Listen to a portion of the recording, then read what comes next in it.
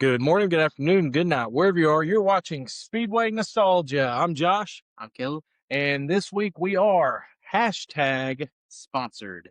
thank you to Circle B Diecast, motorsportsauctions.com. Let's go. Oh yeah.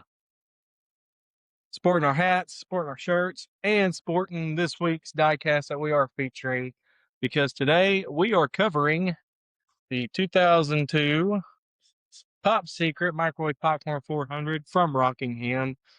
Great race. Why are we holding this one? Because it was Johnny Benson's first win.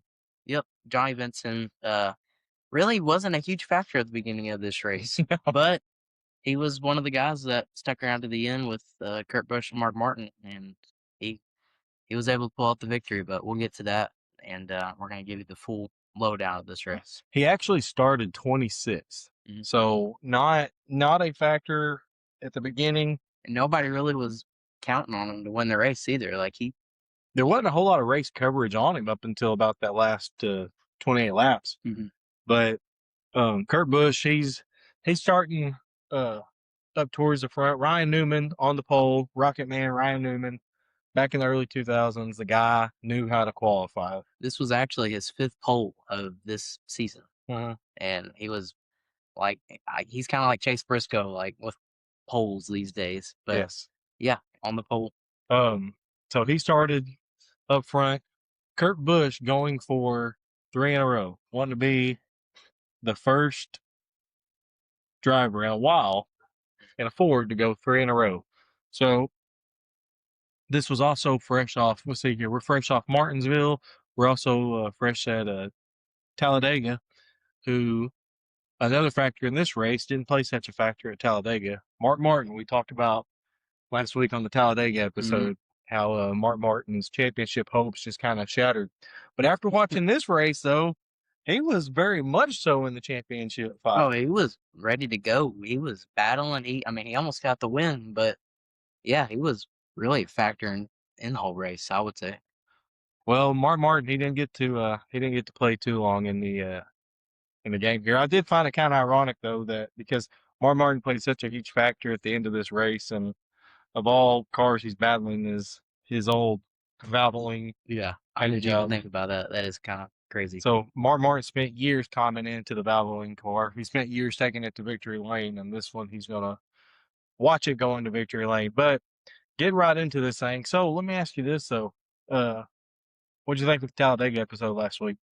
I loved it. Went back and watched several clips of it. Gotta say, my favorite part was the beginning with the Dale Jr. and Chase Elliott back and forth thing. But I loved it. I love talking about it. It's always a fun subject just to go back and talk about, and hopefully things we'll get to do in the future. So, hopefully we can make that happen this year. And yeah, it was a great episode. Well, we're still hoping that it is going to happen for us this year. We're hoping that we'll get to go to Talladega. We're hoping that we're going to get to go and talk about the history of it live from Talladega, which would just be awesome. Yeah, that would be great. Me and Caleb and our camera guy, Caleb, with a K. Yeah, not me. So anyway, but this week we're not going to talk about Talladega. We're going to talk about Rockingham because that's where we're at. And again, we got Kurt Busch playing a factor, Ryan Newman playing a factor, Mark Martin playing a huge factor. All of the Roush cars really just playing a factor. So first 15 laps, Ryan Newman's going to lead all 15 of them. But how about Jamie McMurray, rookie, and Running up front? Running up front. He'd already had a win under his sleeve on this one. But you know what a lot of people don't talk about is in 2002, Sterling Marlin had a great year in 2002. A neck injury is what pretty much sealed the deal for him. But I know Sterling Marlin was going to be a huge factor in the championship race in 2002. Yeah, well, watching him in this race, anytime they talked about guys up front or something, or even Sterling Marlin, he was always there. And like you said, in 2002, and I feel like in this kind of era of Sterling Marlin, he was a pretty good driver. Always up front, unless something his car was, not performing well. But he was a pretty good driver, I would say. Well, I'll tell you what's performing well is this car right here. I'm actually sitting here, keep staring off into space at it. Again, we want to thank motorsportsauctions.com, Circle B Diecast for providing this for us. But again, I do enjoy a lot of the diecasts that they're making now. They do great jobs, but the work back in the early 2000s on these cars were just insane. I mean, Yeah, great car for sure. is your Chase Elliott car? Does it have what's the window net? It's the actual netting. Okay. I was fixing a dog on it, but Nope, never mind. It's got it. But I loved the details on these cars. I always do. I'll never forget. You used to see on pit road when they'd raise the hood, they're going to get that sponsor everywhere they possibly can. It ain't no different for diecast either. But I mean, it's just like the details on these things are just amazing. I love these 124 scale diecasts. Okay, and am I plugging Circle B? Absolutely. Am I plugging motorsportsauctions.com? Absolutely. Go see my people at the motorsportsauctions.com on their website. We're also going to put the link in the bio or in the description. I feel like I'm on Instagram. We're going to put the link in the description. Go to motorsportsauctions.com or go check out the Whatnot app. The Whatnot app is where you're going to catch Jonathan, you're going to catch Amber, you're going to catch Malia. All of them do a great job on there. And looking forward to just working with them more in the future. But Yep. I want you to kind of go over the race because I have something pretty exciting I'm going to show our live studio audience. Okay. So you just talk about the race and I'll be right back. I'm going to get a good coffee. Oh boy. All right. Well, I would say so. It was a pretty calm race for the most part. But the first, I guess, incident, the first big thing that happened was lap 22, with caution with Bobby Hamilton and Mike Wallace. So Bobby Hamilton's up the track, running up by the wall. It looked like by camera, Michael Waltrip kind of got into him. Hamilton got loose. He slid down the track. So far, so good. Hamilton really didn't get a damaged car until Mike Wallace went right head on into him, knocked his his front end destroyed. I mean, all that, and you could hear, I forget which announcer it was, but his radiator completely busted. You could see the steam coming out and everything. So, which was a bummer. That was the first part of the race that really kind of jumped out to everybody, and that kind of jump out like this. Not quite. It was more of a. It was kind of a calm wreck, but it was still bad for one driver. Okay. But I'm glad you're back. It's kind of lonely over here. I don't get to sit in my Circle B coffee mug like you do. So it's good. Yeah. That's good. The best part of waking up is with a Circle B coffee mug. It's actually motorsportsauctions.com coffee mug. So if they're going to sponsor us, we need to get it right. Yeah. So what was you talking Still about? working on it. The caution in lap 22 with Bobby Hamilton, Mike Wallace. That was the first caution, wasn't it? It was. Really wasn't that many cautions in this race. Like I said, it was a pretty calm race for the most part. Mm-hmm. But we'll fast forward to a lap 50, and it was lap 50 before Johnny Benson actually even broke the top 20. I mean, he was not playing a factor at all in this race. But around lap 50, that's when Mark Martin, he's just kind of lurking up there in second. So Mark Martin needed bonus points. Right. Okay. In the early 2000s, here's how you got your points. Obviously, by finishing position, you got 5 bonus points for leading the lap. And then you got 5 bonus points for leading the most laps. Now, here's something pretty cool. They actually had radio communications telling Kurt Busch to let Mark Martin lead so Mark Martin could lead the most laps. Wow. And then once Mark Martin, later in the race, when Mark Martin locked in the most laps, you see Kurt Busch just go right around him. Wow. So that's kind of crazy. Well, and that was teammates working together. That is pretty cool. It reminds me of Jerry Nadeau and Jeff Gordon. Jerry Nadeau changed history. Yeah, and that was the race Kevin Harvick won. Yeah, at Atlanta. Yep. Jerry Nadeau. So the big story, you can go into our archives and watch it on YouTube. But Kevin Harvick's first win. Go back and watch our review on that. Jerry Nadeau literally wrote history. Yeah. All because he let Jeff Gordon get a lap back. And it ended up making that race just an epic finish. The last 20 laps of that race was just epic. Probably one of the best last 20 laps I've ever seen. Going back and watch it, I was back into it again. Another big factor, Jeff Green in this race. Yep. Jeff Green led a lot. And Jeff Green and his number 30 AOL Chevrolet racing for RCR. You remember what AOL stands for, my young pup? It's America Online. America Online. And you got mail. What is so sad is that you don't even know what that is. Well, I mean, that's a part of history in America that we never get back. That's why we love nostalgia. let's say that's why we talk about these races. Well, let me ask you this then. So Kurt Busch, he was going for 3 in a row. Right. Can you tell me at this point in 2002, what driver was the last driver in a Ford to go 3 in a row? Oof. Man, I don't even have a clue. I don't know. It was in 1994. Okay. It was Rusty Wallace. And it was Dover and then Pocono, and he finished it off in Michigan. I did not know that. See, if you would have done your homework, you would have known. Well, I watched the race. I didn't know. Oh. Well, lap 93, Martin, he's going to put Stewart a lap down, and now he's within 30 points of the championship. Well, that's one of the big stories in this race was Tony Stewart was not having a good race at all. He was leading points. And Jimmy Johnson was, I mean, he wasn't really a big factor up until his car with, Yeah, his car with Capote. Yeah. Yeah, I mean, the points battle was pretty big in this race. Did you watch Tony Stewart's interview after the race? I didn't. He said that was the worst car I've ever driven. He said that thing ran just like a piece of it, and then it bleeps it out all day long. Typical Tony Stewart fashion. Yeah. Well, what else you got for us? Well, like we said, Benson kind of not really a big factor. Lap 28, he gets up in the top 5, he's running 5th.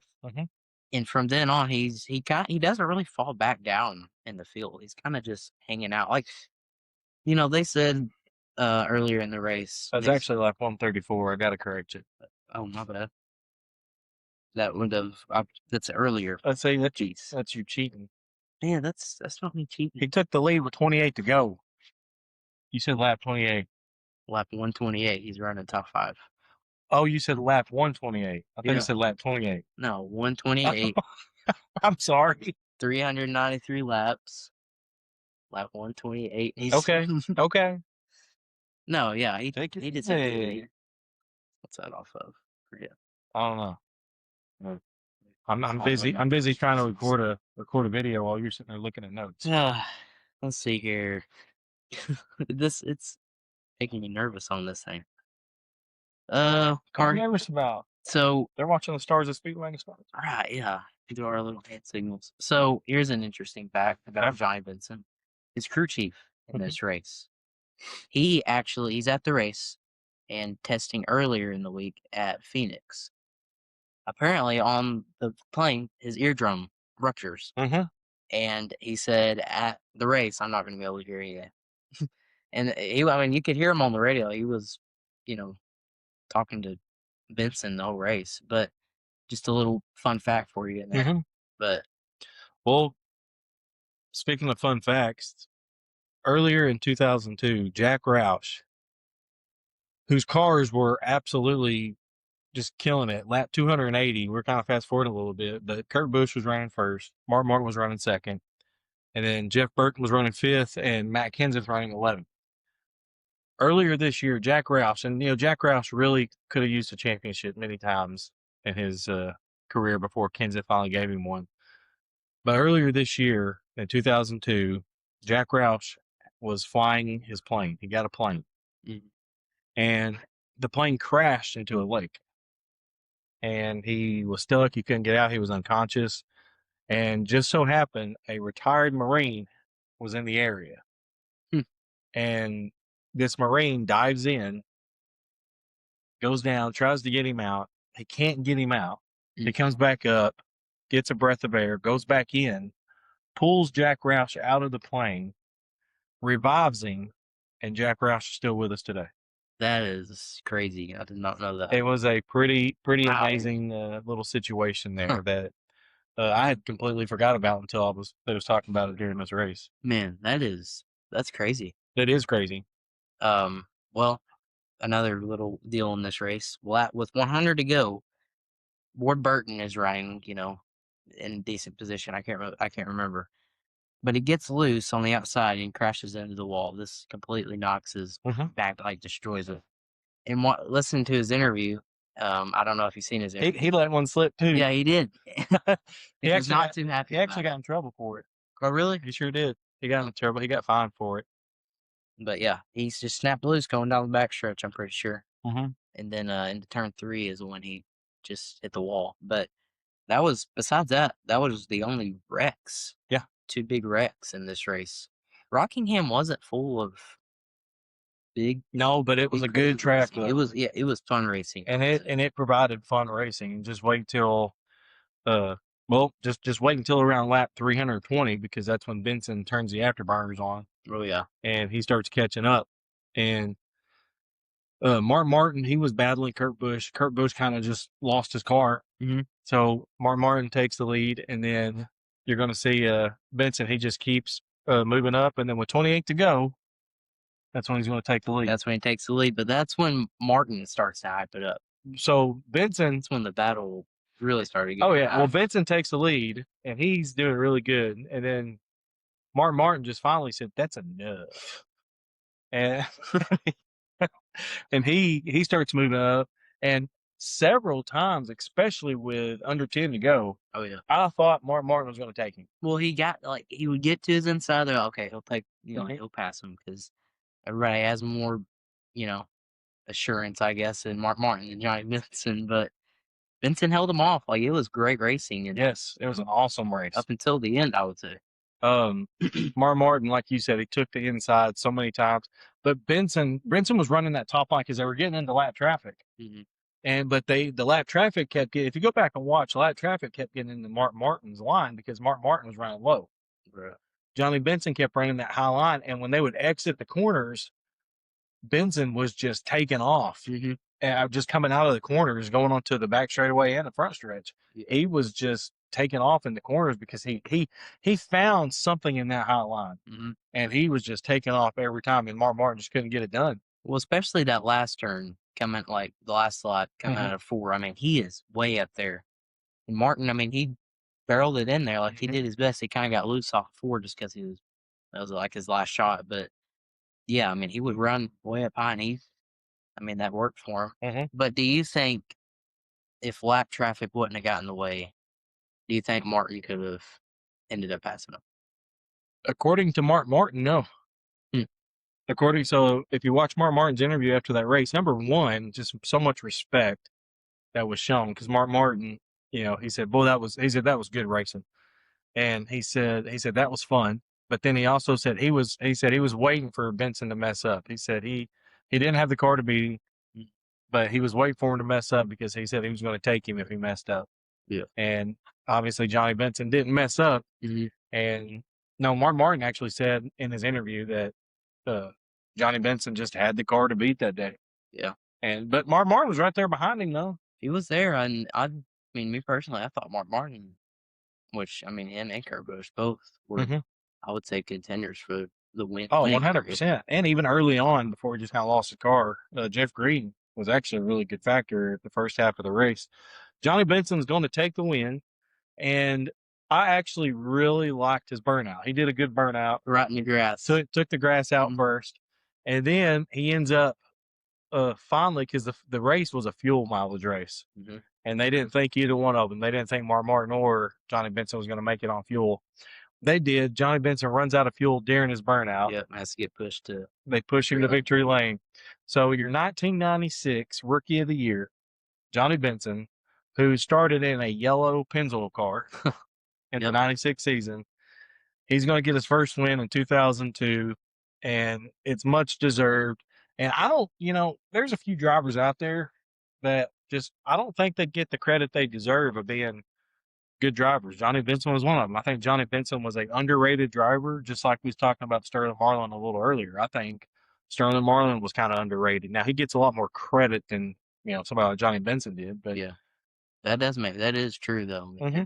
There was some pretty good drivers out there. Oh yeah, just didn't have that big of a name, I guess. They didn't have the name. They didn't have the sponsorship backing. They didn't have the team. Right. I mean, team politics played a role back then, just like they do even now. Mm-hmm. And you had the big teams, but some of these smaller teams actually stood out a lot more than you see nowadays. Nowadays, you'll hear Joe Gibbs, you hear Hendrick, you hear Penske, and then of course you always hear Wood Brothers, but Wood Brothers is pretty much tied to Penske. Yeah. But then you have a few others that'll spit their names out here: Trackhouse, Inspire, Colleague.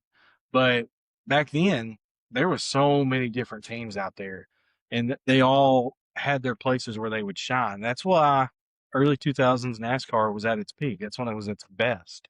And even when he did his burnout, everybody was still screaming and excited that he won. And it was a great burnout for sure. But like those races, I feel like a lot of them that we've covered, at the end, it's always a kind of a nail biter, like who's going to win this thing. Mm-hmm.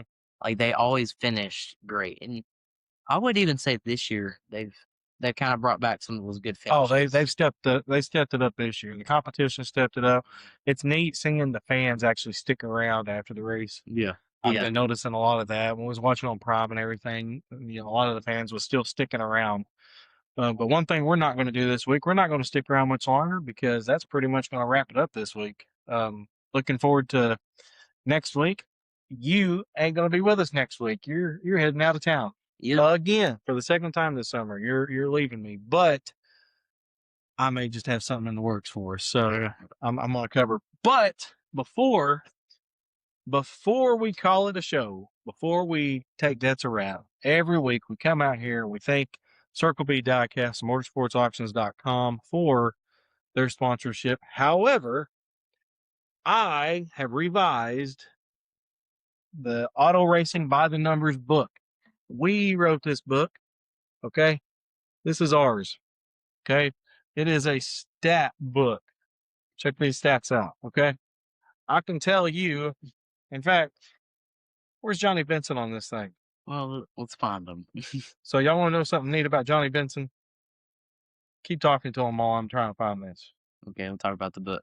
Exciting to see this book. I would say my most excited part was to see our logo on the first page of it. Seeing that, and then on the back, seeing the logo and giving the description of every episode on YouTube, on videos on Instagram. It was just to see it for real, like right in front of you, is awesome. And it seemed like kind of struggling. There you go. I found it. Nice.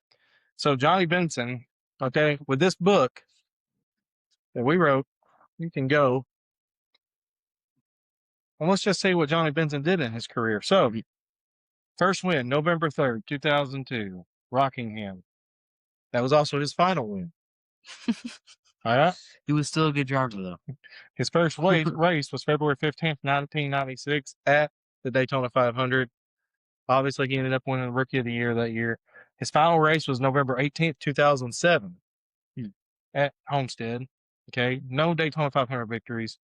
Obviously, with the win, showed his most successful track was at North Carolina.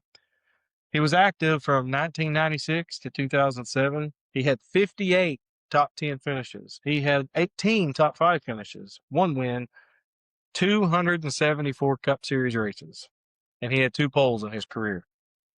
He led 520 laps in his Cup Series career. He completed 75,966 laps in his Cup Series career. His first Cup Series race was at the age of 33, and his last was at the age of 44. His average finish was 21.2. And it also gives some other information here. It gives his career earnings, which was around $17 million and 22,000. That's a lot. Now, that's not just to him, obviously. That's his team and all that. So don't let that. But I spent a long time on this book, okay? This book has been available for a long time, but we revised this thing. Okay, we revised it. I'm going to put a link in the description for y'all to go check it out and y'all to go buy it. It would help support us. It'd support the show and support the channel. But go check it out on Amazon. Auto Racing by the Numbers. We start all the way down from Lee Petty. He was talking about he liked his logo being in it. GT. Okay. We start from Lee Petty. We go all the way Dale Jr., Stacy Compton, Ricky Craven, Bobby Labonte, Hut Strickland, Chad Little, Buddy Arrington, Morgan Shepherd, Benny Parsons, Dick Trickle, Kel Yarborough, Richard Petty. I mean, you name it, we got them on here. Matt Kenseth. All right. We got so many. Jeff Green, Greg Biffle, Boris Sett, Dave Blaney, Kenny Irwin, Kenny Wallace, Joe Nemechek, Bobby Hamilton Jr. All these people we have right in here. So it would be awesome if y'all would go and check that out. Like I said, we'll put the link in the description and it would help support our channel. We would appreciate it. But I think it's about that time. It's about that time. So until next week, you be good. You be better. You be best. Go check out motorsportsauctions.com. Go to Amazon, buy the book.